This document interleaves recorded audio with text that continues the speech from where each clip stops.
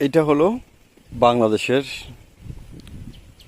জায়গা, আর এইটা হলো ভারতের জায়গা। আপনারা যা দেখতে পাচ্ছেন,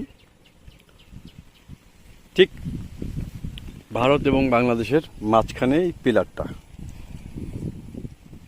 ঠিক আছে, এই পাশে বাংলাদেশ আর এই পাশে ভারত, ভারতের সীমানা। আমি এখন দাঁড়িয়ে আছি ঠিক ভারতের জায়গার উপর। ঠিক এই পুকুর পাড়ের কিছু অংশ কিন্তু ভারতের মধ্যে পড়ছে, কিছু অংশ। অথচ জমির মালিক কিন্তু একজনই। এই পুকুরের মালিক একজন। এই পুকুরের কিছু অংশ বাংলাদেশ এবং কিছু অংশ ভারতে।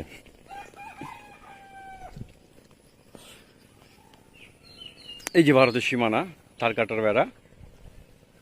এই যে তার কাটার বেড়া দেখতে পাচ্ছেন আপনারা, এই যে তার কাটার বেড়া। আমরা এখন চলে আসলাম আবার বাংলাদেশের মাটিতে।